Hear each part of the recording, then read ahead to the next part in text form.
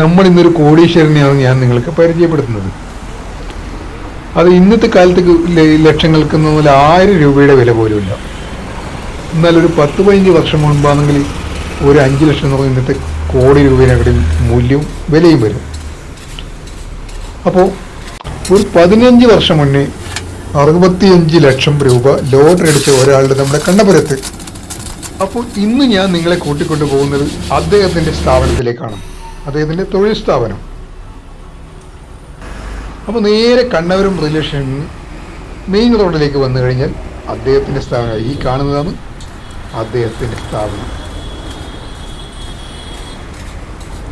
അപ്പോൾ അദ്ദേഹത്തിൻ്റെ പേരാണ് സലാം ഖാൻ എല്ലാവരും വിളിക്കുന്നത്. അപ്പോൾ ഈ ലോട്ടറി അടിക്കുന്നതിന് മുന്നേ 10-30 വർഷമായിട്ട് ഇദ്ദേഹം ഈ നിലക്കടലൊക്കെ വറുത്ത് വിൽപ്പന നടത്തിയിട്ടാണ് ജീവിതം നയിച്ചിരുന്നത്. അപ്പോൾ ലോട്ടറി അടിച്ചതിന് ശേഷവും അദ്ദേഹം ആ തൊഴിലിൽ യാതൊരു മാറ്റവും വരുത്തിയിട്ടില്ല. സുമാർ 15 വർഷം മുന്നേ വിൻ ലോട്ടറിയുടെ 30 രൂപയുടെ 2 ടിക്കറ്റാണ് ഇദ്ദേഹം വാങ്ങിയത്. അതിന് രണ്ടിനും കൂടി 65 ലക്ഷം രൂപയാണ് അന്ന് ഇദ്ദേഹത്തിന് പ്രൈസ് അടിച്ചത്. 2 ടിക്കറ്റ് എടുത്തിട്ടുണ്ടോ അല്ലേ? ഒരു ടിക്കറ്റ് 30 രൂപ അല്ലേ? 60 അടിച്ചു. അതിൽ പിന്നെ ഇല്ലെങ്കിൽ ലോട്ടറി എടുക്കില്ല. അതിൽ പിന്നെ എടുക്കില്ല, നമുക്ക് ആവശ്യത്തിന് അടിച്ചല്ല അല്ലേ? ഇതേപോലെ പിന്നെ അധികം എടുക്കില്ല അല്ലേ? അതെ, അങ്ങനെ എടുത്ത് പൈസ ഇപ്പൊ ആള് ലോട്ടറി എടുക്കൽ കുറവാണല്ലേ? അതെ.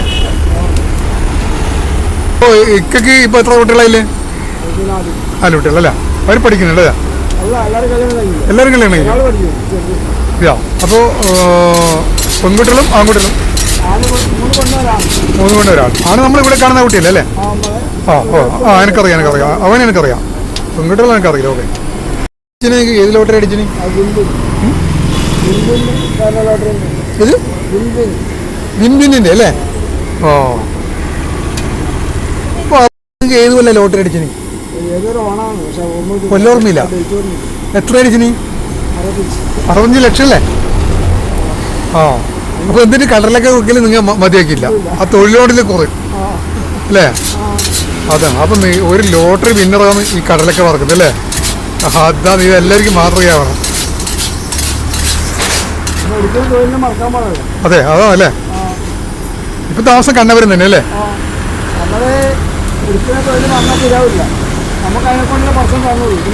അതാ സംഭവം. ലോട്ടറി അടിക്കുന്നതിന് മുമ്പ് ഞാൻ കുടുംബം സന്തുഷ്ടമായി ജീവിച്ചത് ഈ കടലൊക്കെ വിൽപ്പന നടത്തിയിട്ടാണ്.